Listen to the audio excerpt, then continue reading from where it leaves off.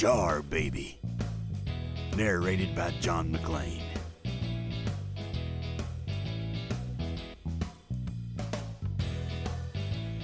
Chapter 1. Let's start the bidding off at $20. Do I hear 20? Here, declared Bob Mason. Anxiously, he diddled his nipple. 20 to the gentleman in the overalls, said the auctioneer. How about 30? Do I hear 30? 30 here, cried a voice from behind. Well, shit, Bob thought.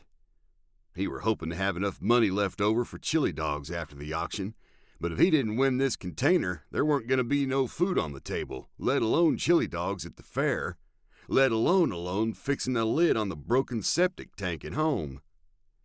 35, said Bob, hand back in the air. 35, do I hear 40? 40. Bob diddled his nipple faster now. 40, said the jerk. 41, answered Bob. 50. 50 to the man in the hat. Do I hear 55? 55.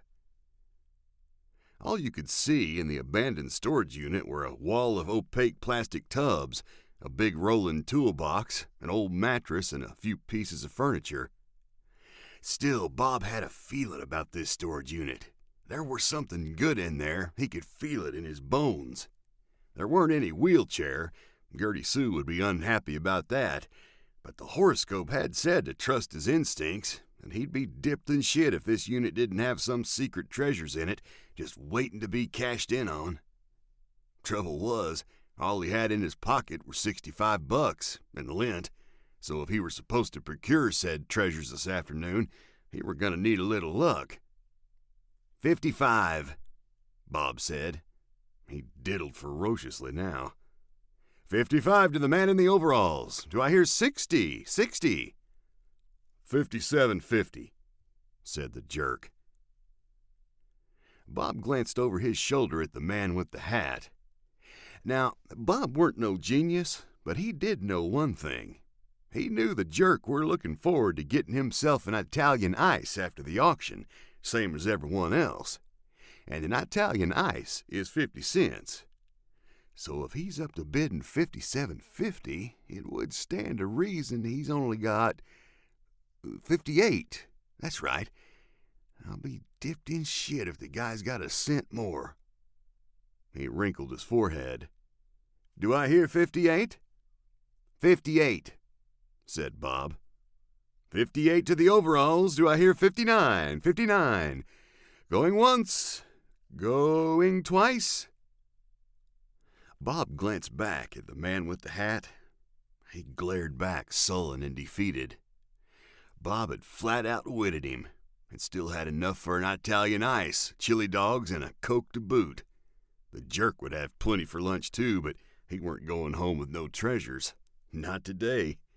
Bob Mason had staked his claim. Sold to the man with the overalls. Hoo! Said Bob. He'd forgotten about his nipple. Amid the dirty looks of the defeated, Bob stood triumphant in the unit door, like an emperor marveling over his kingdom. 150 square foot of detritus, and no doubt some treasures too, once he dug his way through all the former. All rightfully and lawfully his. No wheelchair, so Gertie were shit out of luck this week. She'd have to spend another week with her monumental ass on the couch, but that were nothing unusual. And no big TVs either, so she'd have to watch her programs on the same 19-incher she were used to. But not to dwell on that, because who was to say what other magnificent artifacts might abide in such a prodigious pile of who knows what? This were his favorite part of the whole process, the great sense of wonder as he stared out over the pile. It felt to him like being inside of one of those carnival claw machines, only he got all the chances he wanted to dip his claw, and it didn't cost him no quarters. Or if he were a famous archaeologist and he were digging in some prehistoric dinosaur hole. Bob stood there a minute, lightly brushing his nipple and considering the possibilities. Granted, it weren't always a success. Sometimes a great pile of shit was all that were in there after all. But therein lay the adventures of the container bidder archaeologist. You never knew what all you were going to dig up. One week you might dig up a crate of brand new lawnmower blades. Another week you might find 10 spackle buckets full of dried up cat shit. The latter he had excavated from a unit 3 months ago, and that might have been the most valuable thing in there that day. Either way, the thrill of the prospect was a right titillation, and spackle buckets were still good for something once you flung the cat shit out of them. Bob tossed some old blankets aside and uncovered an old rolling toolbox that looked like it were in pretty good shape. The kind of toolbox you usually found some pretty nice tools inside of, he reckoned. Even if it were full of fossilized cat shit, it were still notably nicer than his own current toolbox. He pulled open the drawers one by one and examined the contents. Loose wrenches, sockets, and rusty red relics. An old porno magazine gave him pause. He looked over his shoulder, then took out the magazine and flipped through some crinkly old photos. "I'll be dipped in shit," he muttered. He put it back for the time being. It weren't worth much from a financial standpoint, but he just so happened to have an old porno magazine in his own toolbox, which weren't quite as interesting as this one. So, pornography-wise, it were a slight upgrade, if not a parallel refresher. He yanked open one of the deeper drawers. There were a bunch of oily rags inside. He felt something bundled up inside, so he set to unwrapping it. When he had done unwrapping it, he stood there staring at what might have been the plumb strangest thing he thought he'd ever found in a container. And that included the spackle buckets full of cat turds. A glass jar, like the kind they use for pickling, but inside weren't no pickle, because he knew a pickle when he saw one, and this wasn't that. This looked more like a little human fetus baby floating in some yellow liquid, all squished up and swollen looking. It were clearly a pickled baby. "Well, I'll be dipped in shit." Bob recalled hearing about little fetuses in jars and such in traveling circuses. Pickled punks, they called them, and that's what this looked to be. Strangely, it almost looked too grown up to be a fetus. Smart almost, like a little baby politician. And the head were kind of strange shaped too, squarish, like his neighbor Ned's. And this squished up little look on its face, like it were uncomfortable in there. It were kind of adorable in its own little squished up, squarish way. "Well, I'll be dipped," Bob said. "I'm a father." Should he let it out? No, that'd be ridiculous. It couldn't be so uncomfortable in there. It were most probably dead. It would have to be. It probably hadn't eaten in a long time. Bob hadn't eaten since breakfast, and he was already starving to death. The auctioneer approached from behind. "Just need a signature, Mr. Mason, and it's official." Bob panicked and stuck the jar in his pocket. "Sure," he said. Just as he finished signing, he felt this funny sensation, almost like the jar were vibrating in his pocket. After the auctioneer left with his signed document, he pulled out the jar and looked at it. Nothing peculiar. Nothing relatively peculiar, at least, considering the fact that it were a dead baby squished in a pickle jar, because that in itself were pretty peculiar as it were. "That's damn peculiar," he said. And with that, it was time to get himself a celebratory Italian ice. Chapter 2. Gertie Sue were home sitting on the couch. The couch were pretty much where Gertie Sue sat all the time, save for back before she really settled down there for good and didn't get up again. Once in a while, back when she would get up between her stretches of sitting down, she tried pushing herself up off of the couch, but it were never all that easy, and one day she just sat there pushing but never got all the way back up. That was when she stopped pushing and decided just to stay sitting down. After all, that's where the TV was, and there weren't much else going on anywhere else anyway. Maury Povich had on a bunch of little elf people, and they were hiding in the drawers of a big boudoir shelf. Maury was calling the little elves, and a couple of them just popped their heads out of a drawer and said hello. Turned out the little elves weren't really elves, but they had some kind of medical constriction that made them little and elfish like that. And Maury told them they were beautiful and special. Maury was sure nice. That's why Gertie liked him so much. She'd seen a lot of Maury since then and couldn't remember getting off of the couch in between. Come to think of it, she couldn't remember the last time she'd gotten off of the couch at all. She were always a generously proportioned woman, but it seemed she'd gotten to the point now that even Bob couldn't pick her up off of the couch. Bob said there were always wheelchairs in these containers he liked to bid on, but every weekend he'd gone out to bid on one, and there were nary a wheelchair to be brought home. Once he did find one, the idea was to get her into it, and then she could roll herself around the house between Maury's without ever having to get up. This way she could get to the kitchen and make her own meals. Since she'd sat down for the last time, she'd seen a good deal of cooking shows, and there were recipes on there she were itching to try out. Macaroni and cheese balls, for instance. She turned her head and looked out the window. The only notable sight she could see from the couch were the driveway and the cracked old septic tank lid. It were a bleak existence, sitting there on the couch the way she were, just waiting for the sound of Bob's pickup to crunch down the gravel driveway and bump-de-bump over the septic tank lid, signaling his arrival back home. How long until Bob got home to feed her? Gertie Sue scratched her belly. Macaroni and cheese balls. Chapter 3.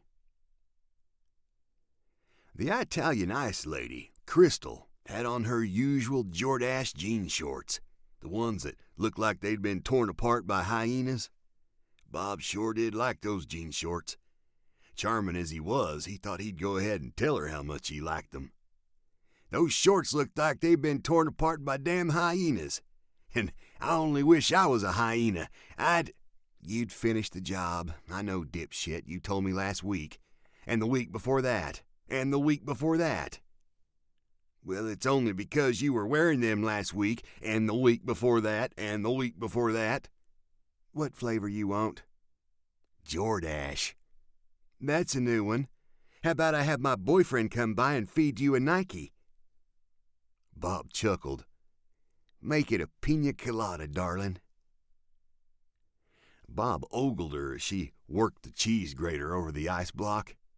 He could see the flaky deodorant in her armpit and the way her tit jiggled while she held the cone underneath to catch the ice shavings. The one tit always jiggled more than the other one did. He'd noticed that a long time ago. It was, he'd long surmised, a relative peculiarity. Gertie Sue had big titties, but there weren't much opportunity for 'em to jiggle, not with the rest of her so stationary. Gertie Sue's titties just kind of sat there, flattened out. Her whole body mostly sat there all flattened out.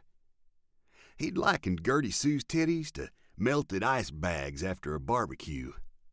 He hadn't told her, of course, because that would be impolite, although he figured he were getting closer as time went by and the formalities of their partnership continued to dwindle, to telling her what he really thought of her ever-expanding physique. There's only so much time a man can keep quiet before he says what's on his mind. Crystal's titty, to bring it back to present matters, moved rather freely. The other titty probably did too under the right circumstances, just never as much as the right one. The right one really jiggled. That titty had character. Inquisitively, Bob brushed his nipple. That enough? She asked. I could watch you do that all day, he said. Well, she seemed to take that as a yes. And now was his favorite part. The flavoring came in these big plastic pump jugs. The way they sat out in the heat all day, the syrup got sticky and the pumpers got harder and harder to work. So, facing away from him now, she had to really bear down on the pump to squirt the pina colada juice on his cone, and she'd work her back in such a way where the cheeks would peek out the legs of her jean shorts. Those were the real snow cones. Man, I only wish I could get a handful of those. Just then, the most peculiar thing happened. Bob's phone started to vibrate in his pocket. Only it couldn't have been his phone because he'd left his phone in the truck, so there were no way it'd be vibrating in his pocket. Well, I'll be dipped in shit, he thought. It were the little baby in a jar in his pocket buzzing around like that. Now, why would it be doing that? The baby was most certainly dead in there on account of being submerged in yellow liquid and stuffed in a jar for who knows how long, and rather incapable, therefore, of movement. Or was it? There were always these bees buzzing around the syrup pumpers, especially this time of year. And just when Bob went to feel around in his pocket for the jar baby, one of the bees went ahead and took a wrong turn. It must have zigged when it should have zagged, and it buzzed straight up the armpit of Crystal's tank top. She squealed like a stuck pig. Yee!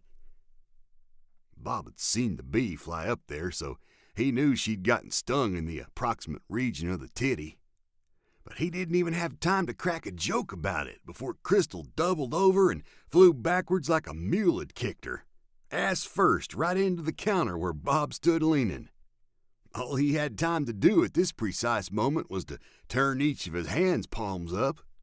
It weren't a deliberate thing, only some natural reaction built into Bob's brain, like the way a goat faints or a skunk sprays. When a set of cheeks come your way, Bob would reason, a man's just liable to turn his hands around to catch 'em. And that's just what he did. And when aforementioned buns landed in said hands, another purely reflexive action took place. Like a Venus flytrap, he squeezed 'em. "Oh, Bob, you pig!" "Well, pardon me," Bob said.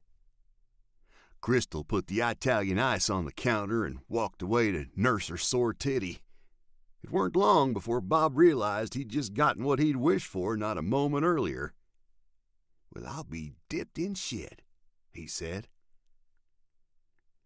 It would have been a decent afternoon if he hadn't run out of gas on the way home.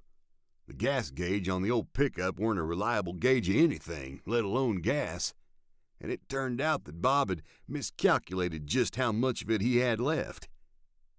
What Bob did have left were the good sense to always keep a gas can handy, so he grabbed the can and set off to the nearby gas station. Halfway there, he took off his hat and smeared it over his forehead. Hopefully the clerk would be kind enough to lend him a gallon. Bob took a moment to feel sorry for himself then. Happy as he'd been to win the container, he knew the risks. If he didn't find anything worth selling in it, he'd be broke till the first of next month. Therein lay the precarious nature of the container bidding business. Either he'd be fucked or he wouldn't be. If only he had some kind of insurance, some kind of cushion to fall back on if the container was a bust. "God help me," he muttered. A man Bob didn't recognize was sitting on a nearby bench outside of the general store, scratching off a handful of lottery tickets. Just as Bob were walking by, the man seemed to startle. Bob looked at him. The man had dropped all but the one ticket, and he were holding it right up to his eyeballs. "I'll be damned," he said. "I won." Bob looked at the man. "What'd you win?" he asked. $500. I can't believe it." The man stood up from the bench and commenced to do a kind of victorious tap dance on the sidewalk. It looked precisely like the kind of dance someone would do if they won $500. "I won," the man repeated. Bob just stood there for a second, looking down at his gas can.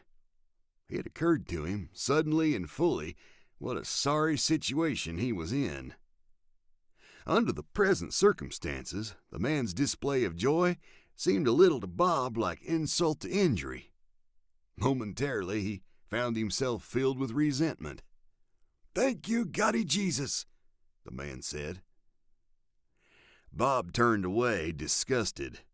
He fancied himself a good Christian man and normally wished no ill will on nobody, but at the moment, nothing would have made him happier than to see the man drop dead. "Hope you get hit by a car," he muttered. Bob kept walking, absorbed in self-pity, but moments later, he noticed that strange buzzing in his overalls again. The jar baby. Then the screech of brakes. Bob turned around just in time to see the excited man prance in front of an oncoming Winnebago. The impact launched him up over the hood and back onto the sidewalk. "Holy shit," Bob said. The man behind the wheel had his hands against his cheeks. Briefly, he met eyes with Bob, and neither one of them moved. The driver looked left, right, then hit the gas and took off. Bob turned to watch him go. He turned back to the man, twisted up like a pretzel on the sidewalk. There weren't a square inch of him that didn't look broken. The man, Bob estimated, was clearly deader than shit. "Someone call an ambulance," Bob said half-heartedly, but there weren't anyone around to hear it. He approached the body and looked down at it. Still in the man's outstretched and mangled hand was the unharmed lottery ticket. "I'll be dipped," he said. Chapter 4. Bob pulled into the gravel lot and parked alongside the trailer. He patted his pocket to make sure the jar baby were still where he'd left it, then patted his other pocket to make sure the lottery ticket were still there too. He hopped out of the truck and skipped up to the door. "Bobby?" All 700-some pounds of Gertie Sue were anchored down in the middle of the couch, her favorite spot. He could always identify Gertie Sue's favorite spots on account of they were all permanently indented by her backside. It weren't only because of the size of her, but for the fact that when she decided on sitting down somewhere, she were liable to sit down there for quite some time. In one auction, Bob had won himself a memory foam pillow, and Gertie decided to sit on it. The thing about memory foam, Bob knew, was it'd give when you pressed on it, but went back to its regular shape once you stopped pressing. But this pillow, once Gertie had sat on it for a while, ended up flat as a cow pie. Instead of going back to the regular shape the way it were supposed to, it just kind of stayed that way. He reasoned she'd squished the memory right out of the memory foam. Everything, Bob supposed, has its limits. "Bobby, did you find me a chair?" "No chair," Bob said, "but I sure did win." He grinned. "And I found something even better." She sighed. "What is it?" Bob walked over to the mantel and reached into his pocket and produced the bottle. He dusted off the spot next to the commemorative Elvis plate and set it down and stepped back to admire it. "What's that?" she asked. "It's a baby." "A what?" "A baby. Baby." "A baby what?" Bob looked closely, then patted the lid. "A baby boy, I think. At least it looks like one. I think that's the pecker." Gertie Sue inhaled sharply. "A boy? A baby person?" "Kinda green, though." He was studying the baby up close. Its wrinkled little legs and tiny toes. And its kinda funny head, like it were too big for its body. "That's terrible. Get it out of here, Bobby." "Ain't you always wanted a baby?" "Not that kind of baby. Not a dead one in a jar." "You know, Gertie Sue, it's the weirdest thing. I'm not so sure it's as dead as you might think." "Get it out of my house." Bobby turned to face her. "I will not. Gertie Sue, I'm surprised at you." Bob typically wouldn't take such a tone with Gertie Sue, and the fact that he had seemed to give her pause. You don't understand, Gertie. This ain't a regular baby. I think it's some kind of magic baby." "What the hell do you mean, magic baby?" Bob commenced to tell her a slightly adjusted version of what had happened to him.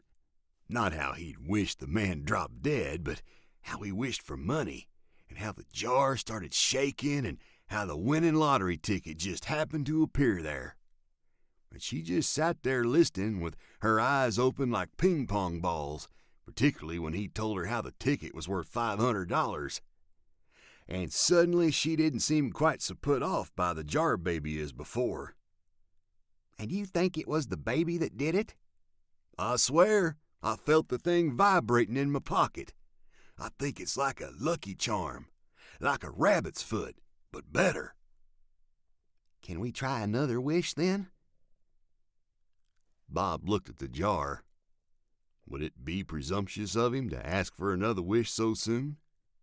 "Go on, Bobby, ask it something. Make a wish." "Well, all right," Bob said. He shuffled his feet a little, then closed his eyes and made a wish. "I wish Gertie Sue were a supermodel." He opened his eyes and looked at the jar. Nothing happened. "What'd you wish for?" "I wish for more money," he said. Gertie took brief inventory of the living room. "Nah," she said. "That thing ain't lucky. You been had." "I ain't been had. It just came in the unit. Plus, I swear it worked before." He thought about telling her how the jar had granted Crystal's ass into his hands, but he thought that wouldn't have been such a good idea. "I wish you'd get that thing off my mantel and get rid of it. I don't want it sitting there while I'm watching Maury." Bob frowned.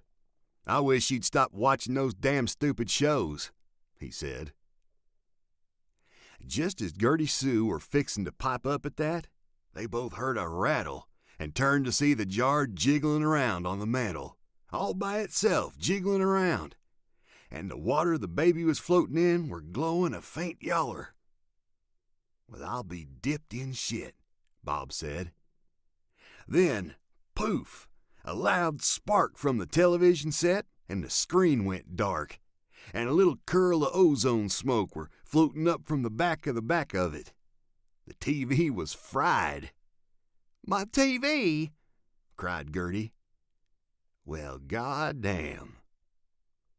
Gertie looked like she were about to cry. She tried to get up from the couch, but only kind of wobbled around and just sat back down. She were too emotional to grasp what had just happened for the moment, but it weren't lost on Bob. "I'll be dipped in shit." He picked the jar back up and looked at it. No doubt about it, the thing was some kind of genie. Wouldn't grant every wish, he figured, but it sure granted some of them. Chapter 5. It were 5 days left until the next container auction, and since Bob didn't have much to do until then, he thought he'd spend some time wishing on the new jar baby. Most of the time nothing happened, but here and there, so long as the wish were reasonable enough, the jar would jiggle, and something good would happen. Of course, sometimes something not so good would happen along with the good thing that would happen. For instance, Bob were on his way back from the fishing hole empty-handed, even though he'd wished a whole bunch to catch some fish to no effect, when he wished without thinking about it that he could have a nice barbecue. "Man, I'd like to have a nice barbecue," he wished. And just like that, the jar baby started shaking in the glove box. At first he thought it were a squirrel in there, but then he remembered he'd stowed it in there for safekeeping. He reached over to open the box, and there it was, glowing yaller. And bang! The truck ran right into something and bumpity-bumped right on over it. Bob's hat fell off and landed in his lap. Son of a... The first thing that came to mind was Bob had run over a drunk. He got out of the truck hyperventilating and looked up and down the road. Nothing. Then he went around to the back of the truck And there, hanging on the trailer hitch by his collar, was the evidence of the offending bump. Bob had plumb run it over, and it hung itself up on the trailer hitch on the way out back. It were Mrs. Shoemaker's pet pig, Dummy. It were all banged up. Looked like it'd been hit by a truck, but that was purely on account of it had been. A stiff jab with the cowcatcher, an uppercut with the differential, and Bob's your uncle. And now it had somehow hung itself up on the trailer hitch by its collar there. "Dummy, you okay?" It didn't answer him. That were partly on account of being a pig and not being able to talk, but mostly on account of it being dead after Bob ran it over.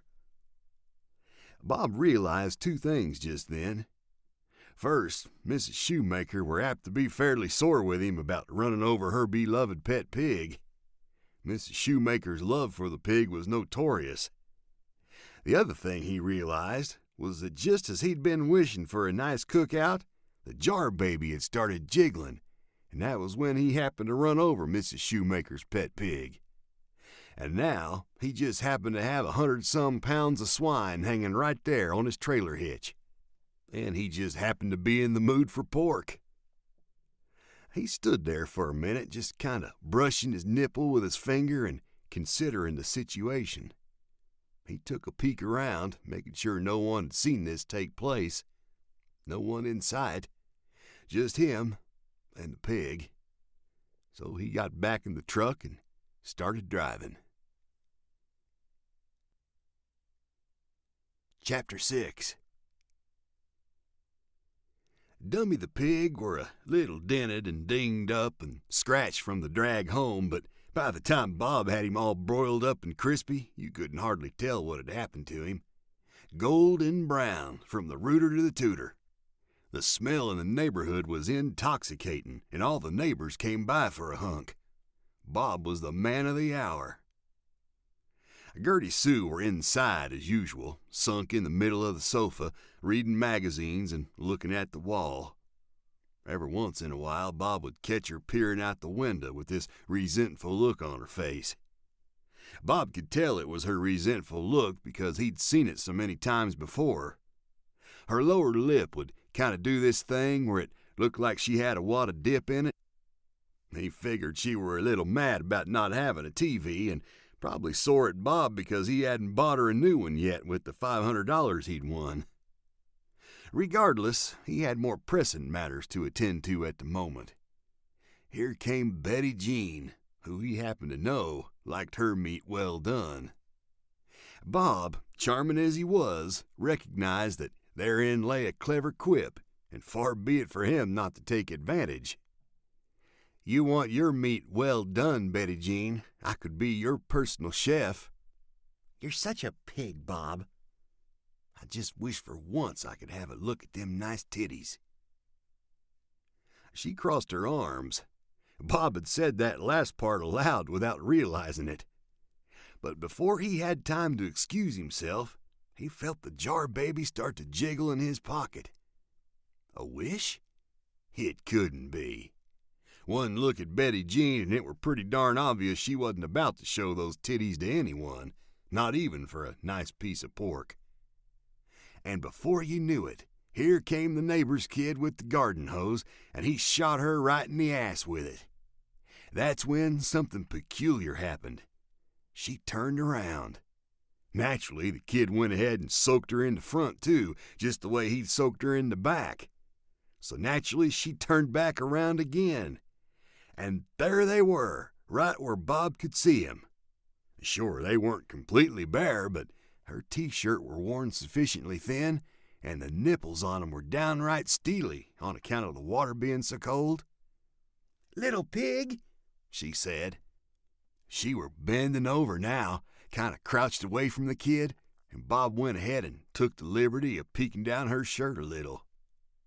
The titties, Bob observed, were narrow in diameter, but good and close together. In Bob's estimation, she were well made. "I'll be dipped," he said. It weren't long before Betty Jean became wise to the fact that Bob were taking a liberty and turned her attention to him. You're a pig too, Bob. I knew you were planning something like that. Honestly, Betty, Bob said with most sincerity, I never planned a damn thing. Chapter 7. Gertie sat there on the couch, just looking at the blank TV screen, wondering what kind of great shows she were missing. Bob had said he'd sure as hell be able to get a new TV at the next auction, for the fact that there were always a TV or two in some of them containers, so there were no reason to go ahead and waste any of the money on a brand new one. Of course, there weren't no more auctions for 4 days yet. Bob had put the jar baby back on the mantel for the time being, and she looked at it for a minute. She still wasn't convinced it were anything more than a pickled miscarriage someone kept for a peculiar decoration.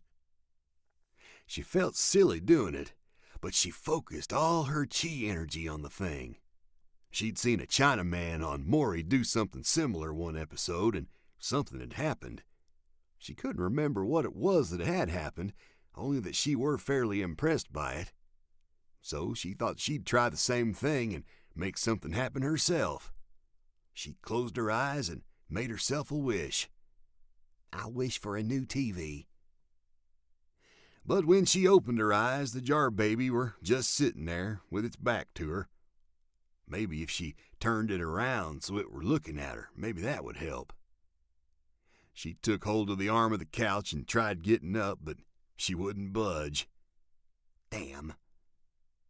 She stuck her legs out for leverage, but they were too heavy to hold there for more than a second or so. She tried wiggling a little, but the whole couch just kind of wiggled with her. It were almost like she were stuck there. It really had been quite a while since she'd gotten up off of the couch. Maybe she were stuck there. Maybe she'd reached some kind of critical mass. It came to her then that she couldn't remember the last time she'd gotten up and gone to the bathroom either. Her memory wasn't the greatest, but still, she hadn't gotten up and gone to the bathroom since before the last time she sat down on the couch, and she'd been sitting on the couch for a long time. Since Maury did that Valentine's Day special, she recalled. And what day was it now? Well, July 4th just happened not too long ago. She sat there counting on her fingers for a while. Wow, she thought. She had been sitting there for quite a while, hadn't she? Chapter 8. Auction day had arrived, and Bob were set to bid on another container. The way it worked were the auctioneer would open the door, and the bidders would be able to look inside from about 10 feet back. You couldn't go into it, only have a look and see whatever you could see. When the auctioneer went ahead and opened the door, most of the stuff in there had all been covered up by tarps. All you could guess what was in there by were the shapes popping up under the canvas. Down in the corner, Bob could see these 2 spots popping up under the sheet that kind of reminded him of Crystal's nipples over at the Italian ice stand. But you know what else it looked like? Looked just like the top of a wheelchair. Well, I'll be dipped, he said. Finally. Gertie would be pleased as punch if he finally came home with the wheelchair he'd been looking for. Now that Bob thought about it, Gertie hadn't been off of that couch in a real long time. In fact, he couldn't even remember the last time she'd been off of the couch. But he did know one thing. If there weren't no wheelchair in there, there'd better be some kind of TV set, because if Gertie weren't going to get off the couch, she sure as hell would want to watch TV. She hadn't been able to watch Maury for a week now, and she were starting to get plumb cranky about it. In fact, she were starting to get near intolerable. "Do I hear 20?"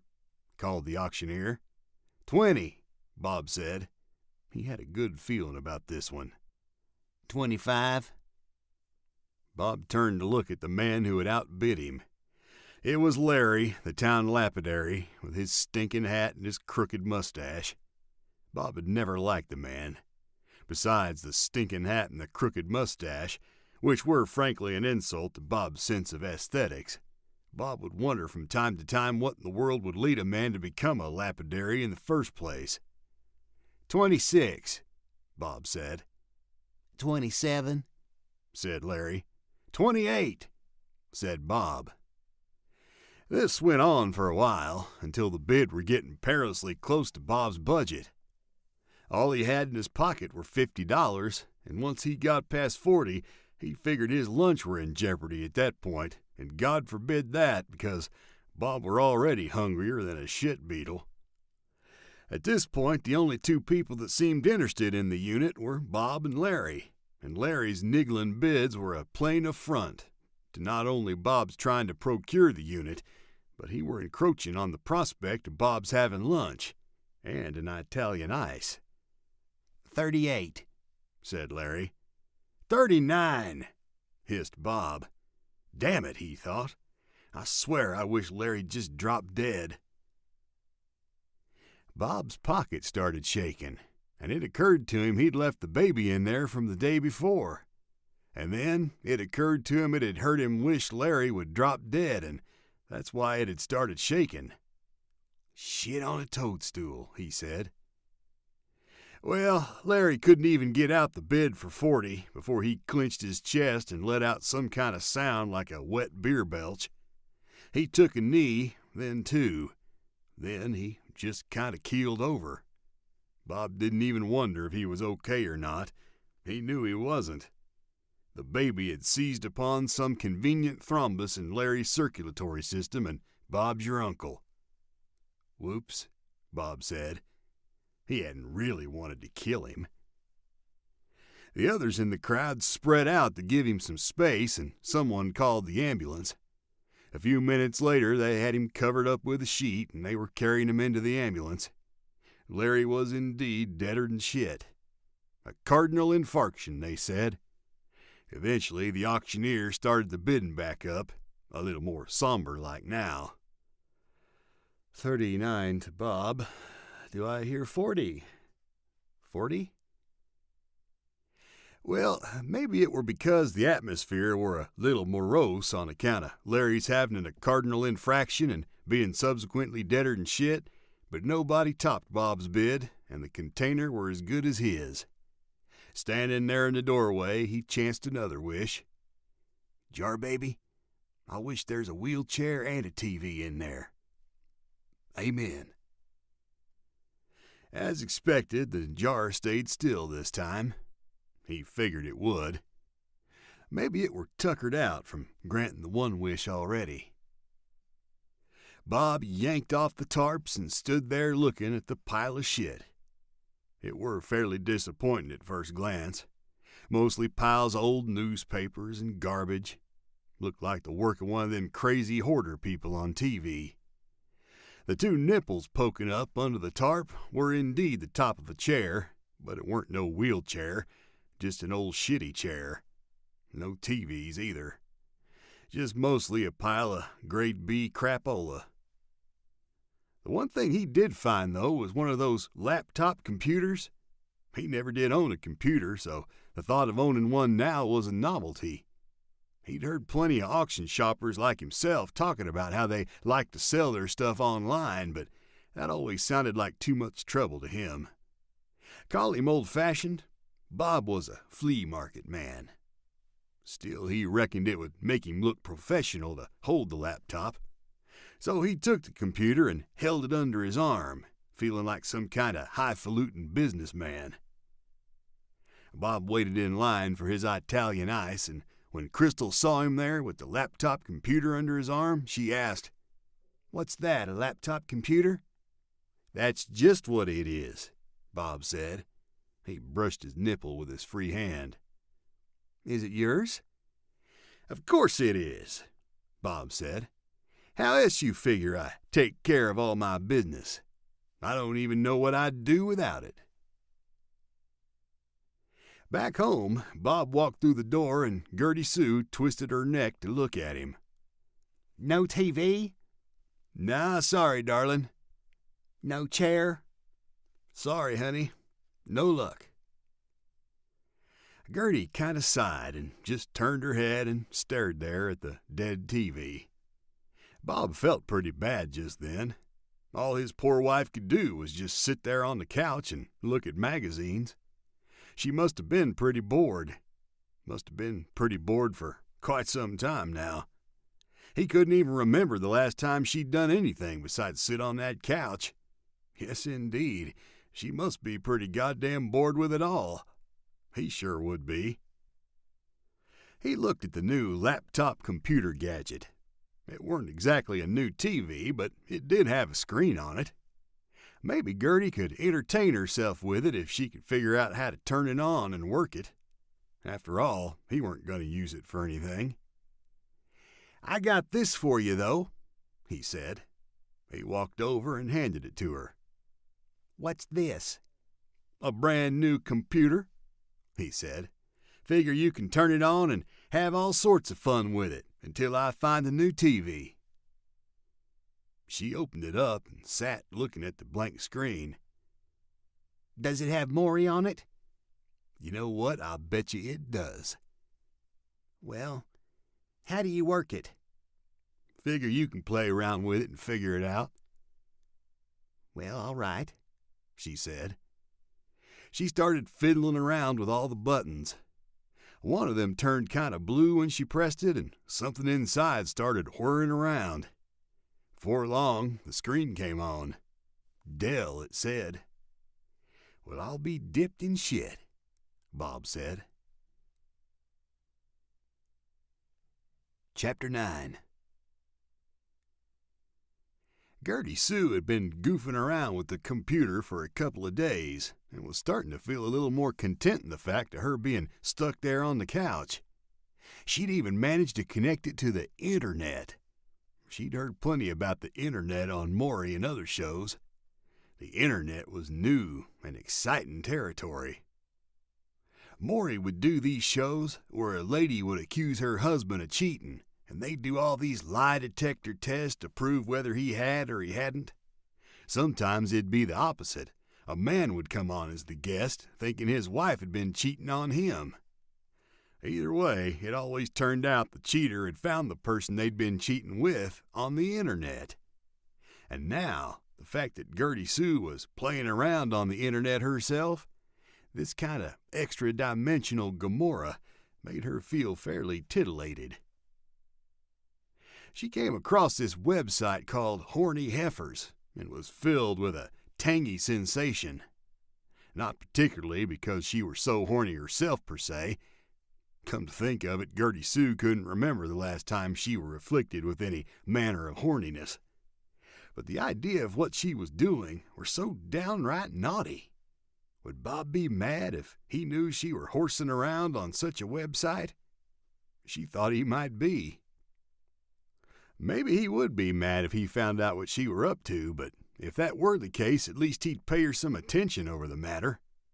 Maybe if he got an idea that her eyes were starting to wander, he'd stop taking her for granted the way he did. Maybe it'd light a fire under his ass to hurry up with the chair and the new TV set. Maybe he'd quit yapping all the time about the stupid jar baby and start being a little more attentive to her needs. Almost like he'd been reading her thoughts, Bob came bounding through the front door. "Gertie Sue, you'll never believe what just happened." She shut the laptop and set it aside. "Well, what?" "I was walking back from the store, and I wish I had a sandwich. And I'll be..." "A sandwich?" she snapped. "That's what you wish for?" The grin melted from Bob's face. He looked kind of queerly at her. "While your own wife is all stuck on the couch with no TV and no wheelchair, all you can think about is a sandwich?" She snorted. "I'll bet there are plenty other men out there who'd have found me both of those things already." "I was hungry," Bob said. "I'll bet there's men out there who'd bend over backwards for a woman like me," she said. By now, Bob's grin had been suitably wiped from his face. He appeared not to know exactly what to say. So Gertie decided to pile it on just a little thicker. "A woman's got needs, you know, and it's safe to say none of mine are getting met." She crossed her arms and turned away. At least the best she could, anyway. Her arms didn't exactly cross, and all she could turn was her head. Still, she could tell by Bob's dejected steps out the door that she'd sufficiently made her point, and she grinned. Truth told, she didn't remember the last time she'd made much of a point.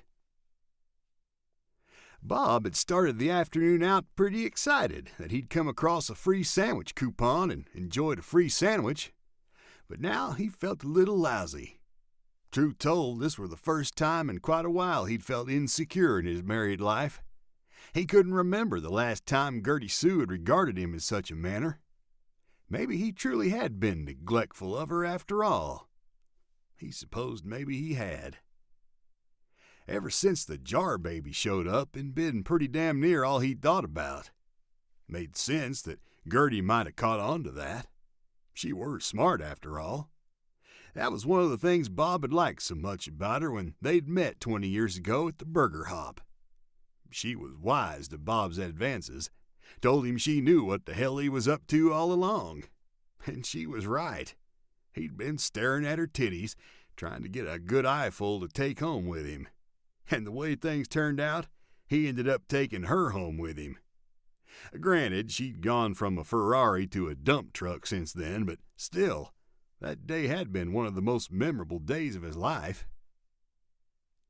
Bob sat there on the front stoop, reminiscing about those days.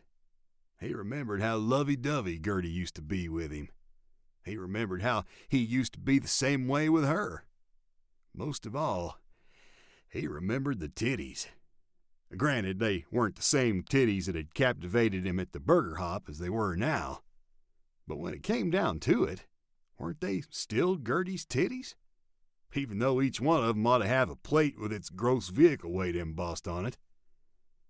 At their heart, the heart of the titties, weren't they still those same titties? All this thought of the aforementioned titties, Bob noticed, had inspired in the depths of his overalls an uncharacteristic stiffness he weren't particularly used to this time of day. And with it materialized a novel idea he thought might remedy the current marital discord he'd been mulling over.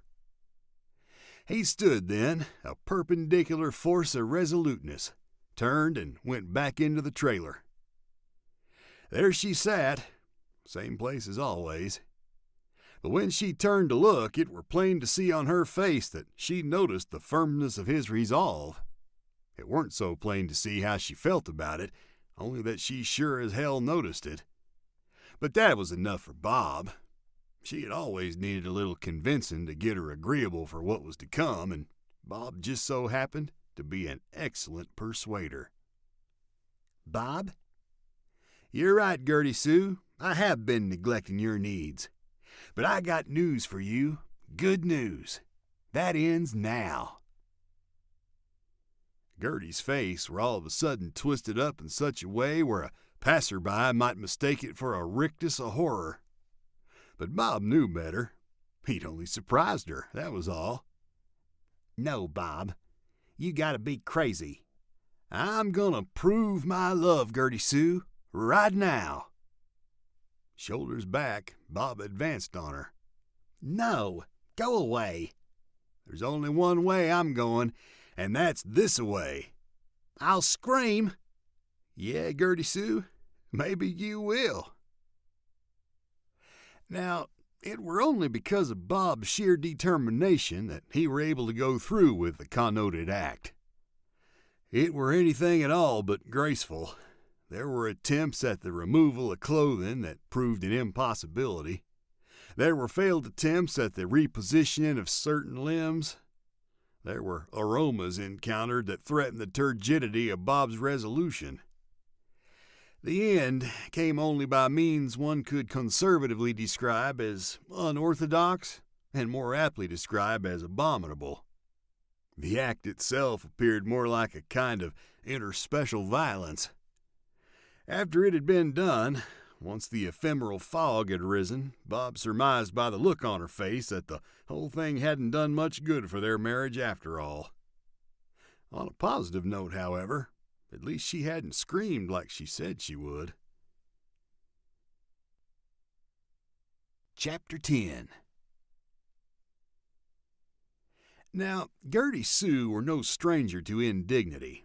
It were hard to carry oneself in such a dignified manner when you were unable to carry yourself to begin with. In fact, she could barely remember the last time she'd carried herself anywhere.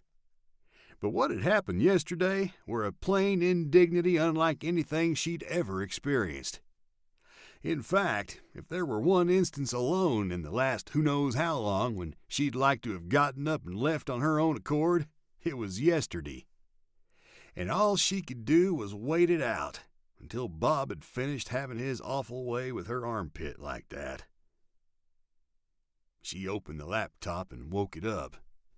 It were still on the Horny Heifer's website. More than ever now it occurred to her that horniness was no factor in her being there. What she wanted was compassion, companionship.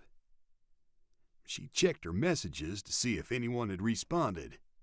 There was one message from Benjamin, a nice man from Follinsby she'd connected with in the chatting section.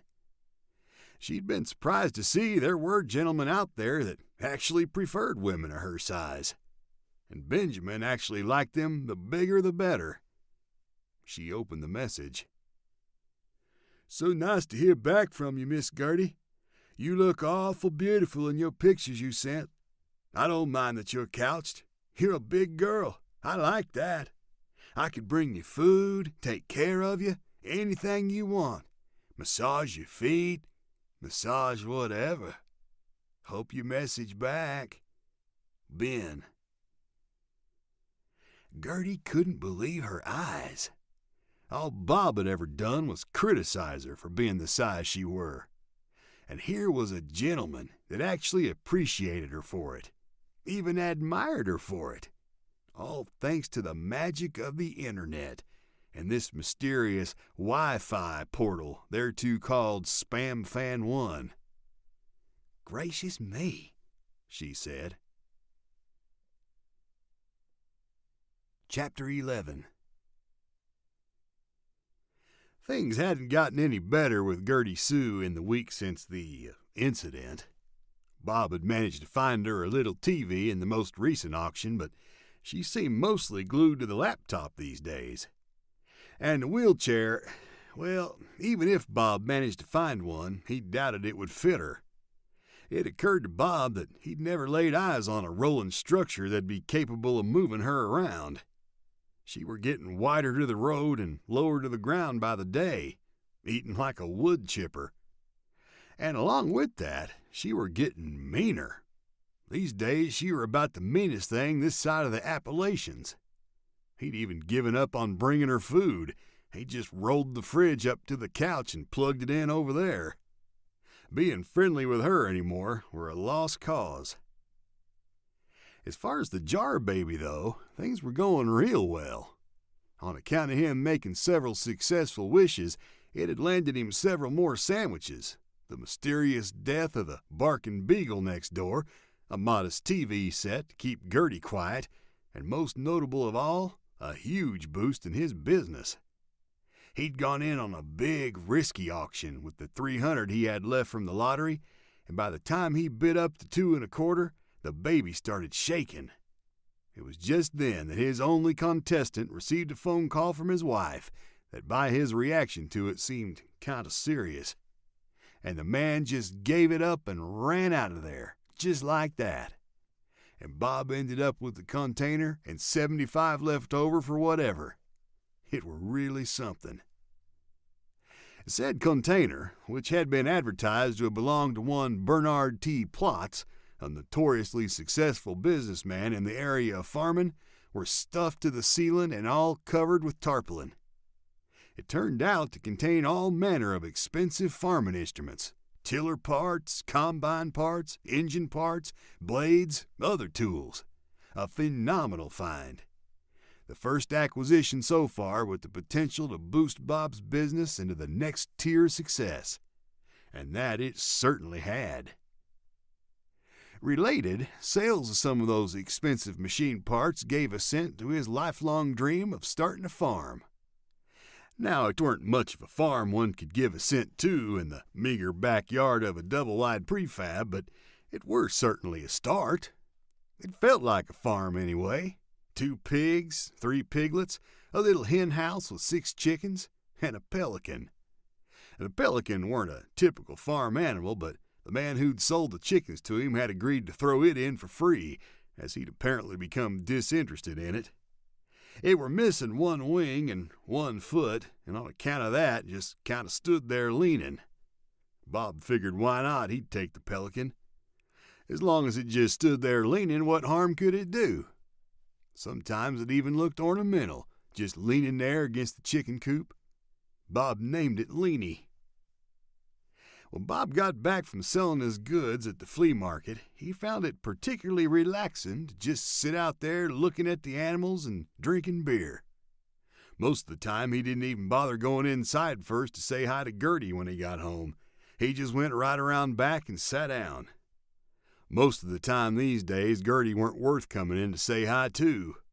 Most of the time these days, she were plain intolerable. Just bigger, fatter, and meaner than a constipated badger. Bob and Ned were sitting outside on this particular day drinking beer. Bob had showed Ned the jar baby, but held his tongue about telling him how it granted wishes from time to time. Even Ned, nice a guy as he was, would not be immune to temptation if he knew it was magical. Maybe he'd even try to steal it. By now, Bob had ascertained through experimentation that the jar baby only granted wishes to its rightful legal owner. So if it were stolen, what good would it be to anyone? About 12 beers into the case that afternoon, Bob fathomed up what he thought might be a rather fanciful idea. "Ever make a tater cannon?" he asked Ned. Ned pursed his lips and thought about it. "Not since I was a boy," he said. "Last container I got had this big-ass PVC pipe," Bob said. "I thought, what the hell am I supposed to do with this big-ass PVC pipe? Then I thought, I know, maybe one day I'll make a big-ass tater gun out of it." Ned chuckled. He appeared right titillated by the notion. "You got a cap for the end of it?" "It's got one on there already." "You got a propeller?" "Where the hell am I going to get a propeller?" "I mean like WD-40 or something." "Yeah, I got WD." "You got taters?" "Yeah, I got taters." Ned belched. "Well, fuck it," he said. Bob and Ned each opened a fresh beer and went to the shed and drug out the PVC pipe. It were certainly a big-ass PVC pipe. In fact, Ned was quick to point out the fact that he doubted Bob were even in possession of such a tater with the required girth to build up pressure behind it to shoot. "I doubt seriously that you've got a tater fat enough to plug up that pipe," Ned said. Bob scratched his hat. Then he took off his hat, remembering he had it on, and scratched his head where he'd prior intended to. "You might be right," he said. Ned took a drink and considered their dilemma for a minute. "You got anything fat enough to fit that pipe?" Bob flicked his nipple in consideration. He took a mental inventory of what he had that might fit in the pipe. The only thing that came to mind was the hoagie he had in the fridge, but he weren't about to waste dinner just for the fun of shooting it out of a cannon. Just then, a funny look came across Ned's face. The usual look on Ned's face were ordinarily kind of funny, but this look was funny relative to that. "How about one of them piglets?" he suggested. Bob thought about that a moment. Under normal circumstances, perhaps before Bob had drank all those beers, the answer would most certainly have been, "No, there's no way I'm about to fire one of those innocent piglets out of this cannon." But, under the influence of said beers, Bob stood to reason that he had 3 piglets, and in the case that one were shot out of a tater cannon, he would still have 2 piglets remaining. That, combined with the allure of seeing such a porcine perpetration, amounted to an uncommonly enchanting temptation. "I'll get to Crisco," he said. Bob snuck up the porch and into the kitchen door. He could see the back of Gertie Sue's head on the couch, kind of leaning forward. Maybe she was sleeping. He opened the cabinet and grabbed the Crisco can with the rag in it, but being somewhat inebriated as he was, he knocked over a nearby can and made a ruckus. "Bob, you back there?" "No. Yeah, it's me." "What the hell you doing out there all day?" "Just tending the animals." "Maybe you should be out buying me my wheelchair." Bob paused, not exactly considering the idea that she had a fair point, but wondering how exactly he could address the matter with some tact. "You know, Gertie, I don't see you rolling anywhere but downhill." Now, Bob weren't sure that was the most polite thing to say, but he seemed to have lost his sense of inhibition. And she must have suspected that were the case because she didn't have anything to say about it. She just sat there kind of morose while Bob retrieved the Crisco and went back outside. It occurred briefly to Bob that he didn't really care what she thought about it. Maybe in the past he would have, but his general regard for Gertie these days seemed to be steadily dwindling. Along with this notion came a refreshing sense of deliverance. It felt good, he thought, to not quite give so much of a shit as he used to. Ned were waiting patiently by the pig pen. They both had another beer, selected what they estimated would be the closest caliber of piglet to fit the diameter of PVC pipe, chased her down, greased her up, and stuffed her in, using a broomstick like a ramrod. The piglet were squealing up a storm from start to finish. Ned, marveling at how the little red tube of the WD's nozzle fit so nicely in the hole they drilled in the breech, charged up the cannon with near the whole can. Next, they leaned the tube against the chicken coop at about a 45-degree angle. Depending on the distance they achieved, they drunkenly estimated that a pig projectile would land in the reservoir. They both had yet another beer. Bob read the launch codes, and Ned applied the barbecue lighter. The pig left the cannon with a great thwump. They watched it sail into the sky with a dwindling squeal. It was immediately clear that the piglet weren't landing in the reservoir like they'd expected. It might have sailed right across the goddamn county line. It took them nearly an hour to find it. The piglet had flown clear over the reservoir and landed in a nearby meadow. It appeared to have barfed up its guts, but whether that were the blast of the cannon or the impact of the landing was unclear. From the chest back, it were burned up pretty good. Its legs were pointed in all different directions. Ned picked up a stick and tried spooning the guts back towards the piglet's open maw. "I don't think she's going to make it," Ned said. "Don't reckon so," said Bob. They just kind of stood there, looking at it for a minute. It looked kind of pathetic laying there the way it were. In hindsight, Bob thought, maybe it weren't the best idea to shoot the little piggy out of the cannon. It occurred to him how sometimes things seem like good ideas at first, but afterwards they don't always seem like they were such good ideas after all. Life was strange like that, weren't it? "Tell you what," said Ned. "WD-40 and bacon smell pretty good together." "I'll be dipped," Bob said. Chapter 12. Bob showed up at the next auction with an unfathomable amount of purchasing power, $500. It seemed like every time Bob wished another dollar would come his way, the jar baby somehow made it happen. Business was booming.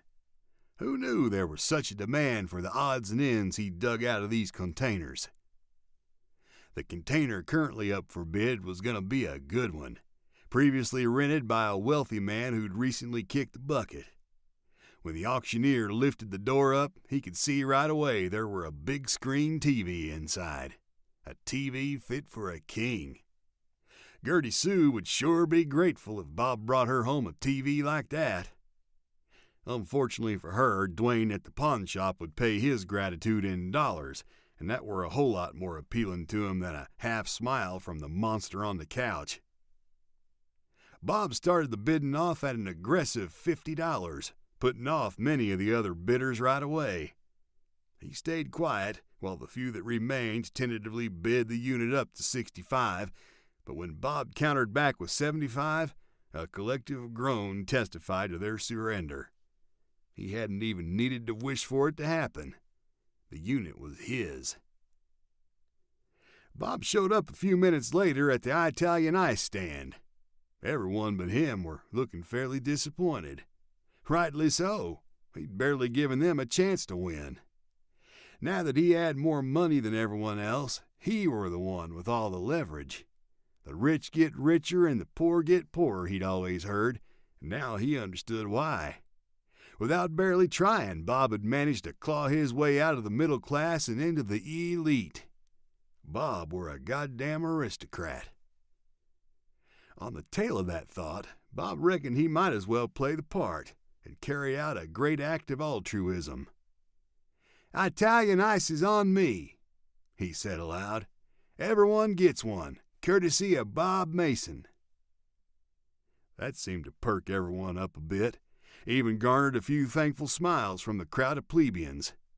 Most notably, however, it got him a little smile from Crystal. After everyone had gotten an Italian ice, Bob bellied up to the counter. Crystal had on her usual jean shorts and, as always, looked rather toothsome. "That was awful nice of you," she said. "Including you, that's $26. Come into some money or something?" Grinning, Bob peeled the cash from his wad of money and tossed it to her. "Let's just say business has been good." She leaned on the counter. Through the low neck of her T-shirt, Bob glimpsed the undulating terrain within. "Is that right?" she asked. "That's perfect," Bob said. Yeah, that's right." "You know, I hate to ask, but my mama's been sick and, well..." She leaned forward a little more, just enough so the right titty lost its footing and drifted a bit.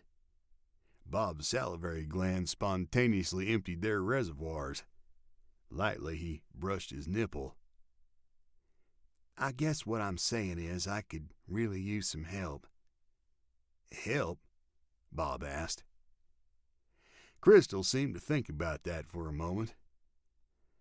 "Come on back here," she said. She led him around to the back of the wall of porta-potties behind the snack area. She looked at him seductively. "You want to play with them?" she asked. "Play with them?" Crystal frowned. "You know what I'm talking about." Bob pretended to wonder. There seemed to be a direct correlation between him having that wad of money and how friendly Crystal had suddenly become. "I've seen you looking at him every chance you get. I know you want to." Bob played coy. "What are you getting at?" She stomped a foot. "Do you want to play with my breasts or what?" "You titties?" $50, she said. "That's all I need for my mama's medicine. Please?" Bob considered it. "That's pretty steep," he said. "Is that for both?" "Both? You mean both breasts?" $50 is a lot of money, but if it's for both titties, that comes out to $25 a titty, and that seems more reasonable." "Fine," she said. "Both." Bob agreed. He peeled a 50 off of his wad and handed it to her. Crystal took his hands and slid them up her shirt. Bob examined the titties, gently but thoroughly. Minutes later, he thought he could program them both into a CNC machine. "They're magnificent," he said. Crystal looked confusedly at him for a moment. She smiled. "You've changed, Bob. I don't know what it is, but something's different about you." Gertie were back home watching the latest Maury. Maury were always good for a couple of laughs, but once in a while there'd be an episode that really resonated with her. Today, a woman believed her man had cheated on her, but he insisted up and down that no, he certainly hadn't. Just as she was starting to believe that maybe he was telling the truth, Maury went ahead and played a video of him sucking face with a decoy lady out in the green room. As you'd expect, Letitia went ahead and had a shit fit. How naive she had been the whole time. How naive Gertie Sue had been all this time. The man was always coming home late. So was Bob. The man had started acting strange all of a sudden. So had Bob. The man just hadn't been paying any attention to her lately. Same with Bob. It was like the episode had aired just for Gertie, like a secret message from God saying, "Gertie Sue, stop being so naive. You know Bob has been cheating. You need to dump that zero and get yourself a hero." "I'll be dipped," said Gertie Sue. Chapter 13. Come Thanksgiving, Bob were feeling extra thankful for how well everything had been going. It had been a hell of a year, mostly on account of finding the jar baby. Ned, Ted, and all of Bob's regular buddies were coming by to join him for Thanksgiving dinner, which he had widely advertised to be an epic feast unlike any other. By now, the piglets in the backyard had grown suitably big and fat, so he'd killed one and cleaned it out the day before. And, like Leanie's previous owner, he'd become bored with the pelican, so he killed that too. Then he killed a chicken. The pelican, when gutted and plucked, looked kind of funny, like a big misshapen chicken. The chicken, when gutted and plucked, looked like a regular gutted plucked chicken. Looking at them laying there side by side, he experienced what he could only describe as a culinary revelation. With that, he stuck the chicken up the pelican's ass. It fit rather nicely, almost like it belonged there. Of course, this were only the beginning. He got the biggest turkey he could find from the store, and up the ass of the turkey went the chicken-stuffed pelican. Into the little pig went the turkey. But just as he was about to close up the pig, he was imbued suddenly with a catabolic wind of genius, and up the little chicken's ass went a pepperoni pizza. A pig terpelcha pizza. A veritable cornucopia. The pig terpelcha pizza spent all day in the oven before it were suitably cooked through. It weren't until then that Bob started to wonder how he was going to serve the thing. What he settled on was to saw the whole thing into slices. This way the presentation remained intact. In each slice you could make out all the ingredients, each one stuffed into the other, pizza in the middle. Even Mr. and Mrs. Wilson, the pastor and his wife, had shown up to try the pig terpelcha pizza. Even Crystal showed up, Jordache shorts and all.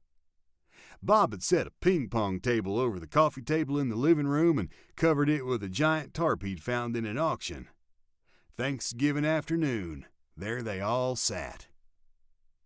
Bob, resplendent in his new designer overalls, carried in the pig terpelcha pizza. He'd lopped the legs and head off the pig in order to create a kind of uniform roundness. All that time in the oven had shrunk it up quite a bit, and the finished product looked like a big, dark, charred blob. But as he set it on the table, he tilted the blob to reveal neat, uniform slices, each one embraced by a pair of ribs. "Now there's a sight to behold," Ned said, tucking his napkin into his t-shirt. "It's huge," Crystal said. "Thank you," said Bob, to Crystal in particular. "Bob, I gotta tell you," said Mr. Wilson, "you've become the talk of the town lately. I dare say. I think the Holy Spirit has found a home in Bob. What's your last name again? Mason, sir. A home in Bob Mason. God bless you. Thank you, Mr. Wilson. Bob looked at his wife to see how impressed she was at the adulation. Strangely, she seemed unmoved. Bob had set an extra place at the table for the jar baby. Of course, the jar baby wouldn't eat anything, on account of it being dead and in a jar, but it seemed like the right thing to do. If it weren't for the jar baby, there wouldn't be any pig-tur-pelcha pizza. The jar baby, through all its little miracles, had made all of this possible. He reached into his pocket and withdrew the jar.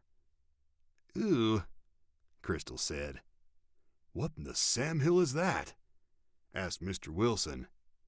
"He found it in a container," said Gertie. Bob shot her a grudging glance. "Someone very special to me," he said. He set it on the table. Everyone was quiet for a moment. Mr. Wilson cleared his throat. "Well, we'll include him in our prayers. Bob, would you like to say grace?" Bob looked at everyone joining him around the table. He felt a warm wave of gratitude come over him. It truly had been a blessed year. He lowered his head in prayer. "Lord, thank you for bestowing this great bounty upon us. Please bless this pig-tur-pelcha pizza. Thank you for the pig, the turkey, the pelican, and the chicken, and for the pizza. Amen. And thank you most of all for the jar baby. Amen."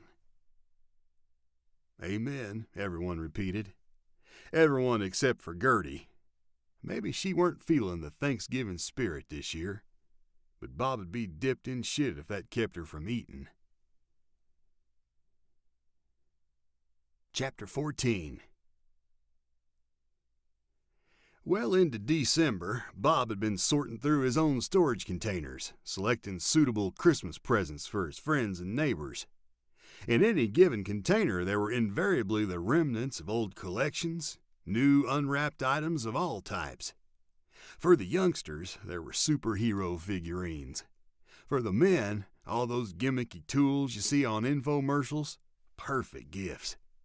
For the ladies, all those home shopping deals, earrings, necklaces, home and kitchen doodads, etc. He'd found a little something for everyone.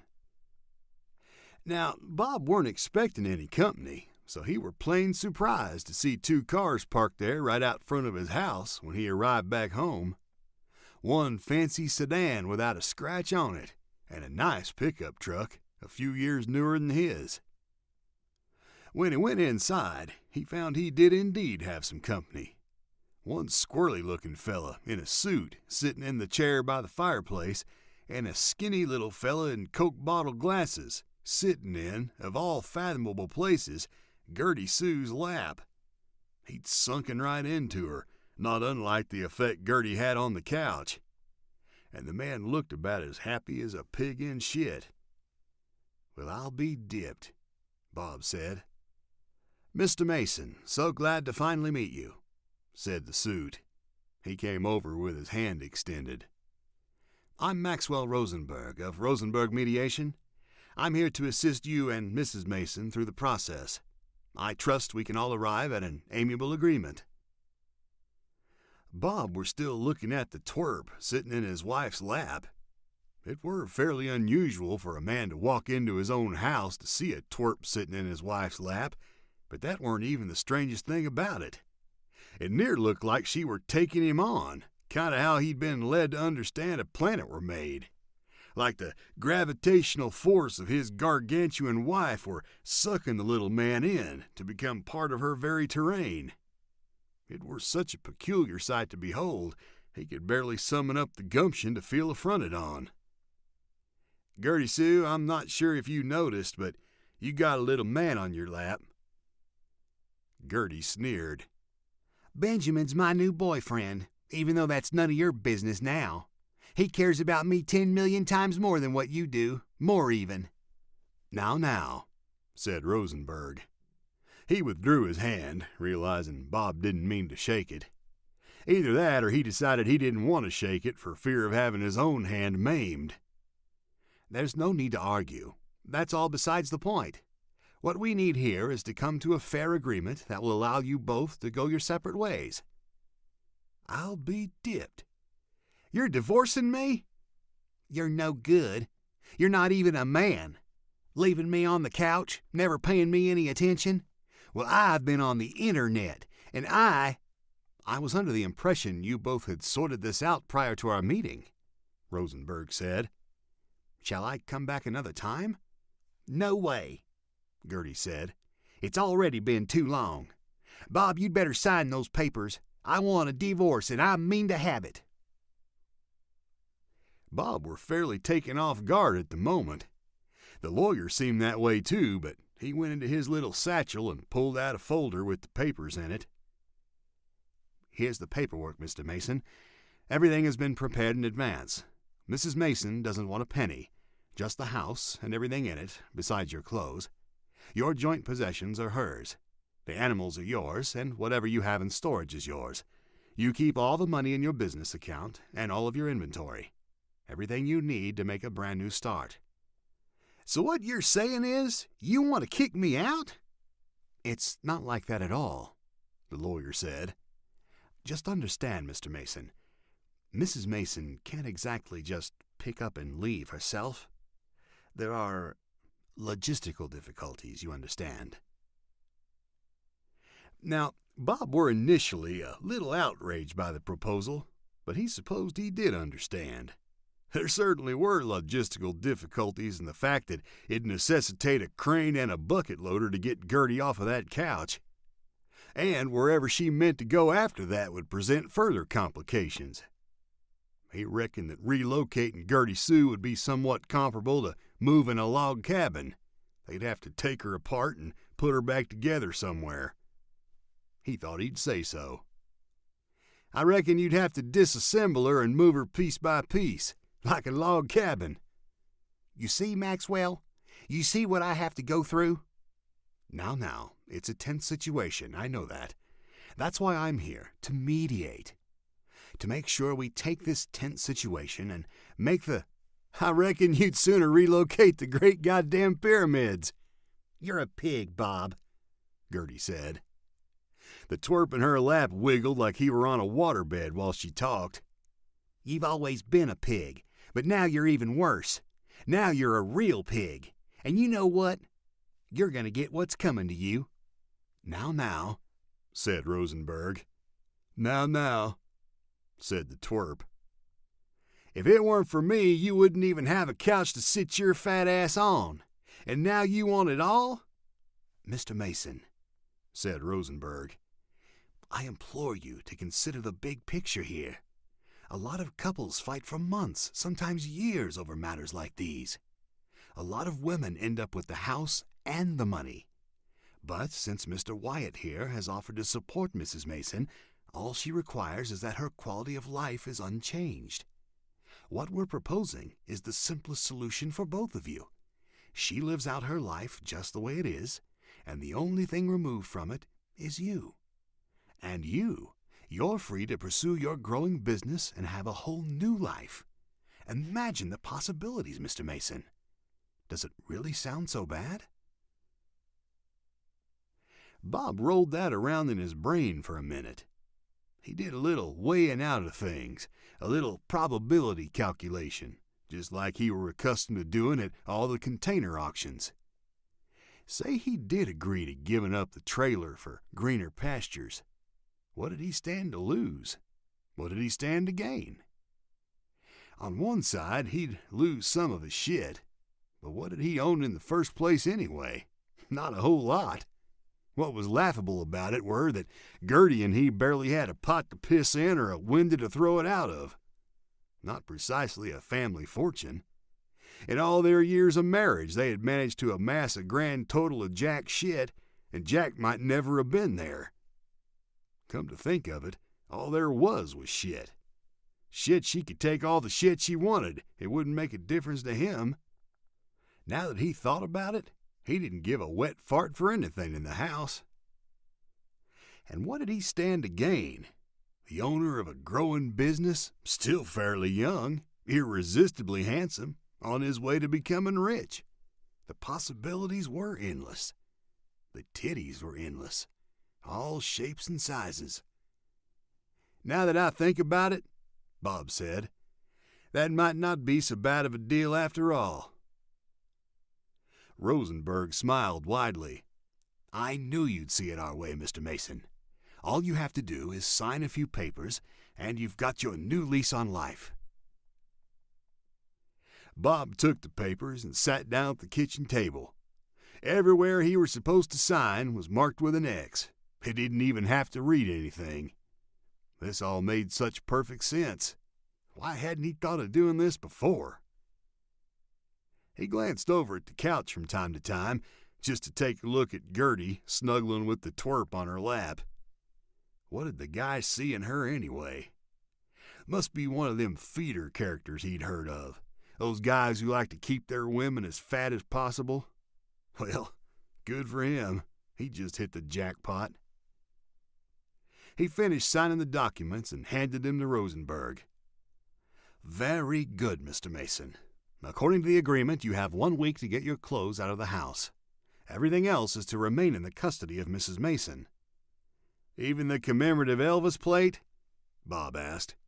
"The plate, too," said Rosenberg. "Well, you know what? She can keep the clothes. I'm buying a whole new wardrobe. New man, new wardrobe." Gertie snorted. "I'm the one with a new man. You're just an asshole." Now. Truculently, Bob walked to the door. But there were one final question that begged to be asked. He turned back. "What's he seeing you anyway, Gertie Sue, besides a soft place to sit?" The twerp finally piped up at that. "She's a beautiful woman," he said. "Well, best of luck to you," said Bob. "I'm off to feel me some brand new titties." Bob walked out into the sunshine. It were like the skies had cleared just for him. His imagination was awash with new possibilities. Every little concern he'd ever had about Gertie Sue, making sure she were fed and watered, listening to her yap about this and that, wondering how he were going to get her off of the couch eventually, all of it had lifted from his shoulders, leaving him feeling 1,000 pounds lighter. He couldn't help but smile. Come to think of it, he couldn't remember the last time he smiled the way he were smiling now. "Bob!" Gertie screamed from inside the house. He turned around. "Yes, dear." "I hope you drop dead." Now that was funny, Bob thought, because for him, life were just beginning. But the most peculiar thing happened just then. Bob's cell phone started vibrating in his pocket. Only that weren't possible because he'd left his cell phone in the truck. And when he stuck his hand in his pocket, he realized it was the jar baby vibrating like that. Only he hadn't made a wish, had he? It took him a second to piece it all together. He remembered when he'd signed the auctioneer's paper certifying the unit he'd found the jar baby in was his. That was when it started working, when it was officially his.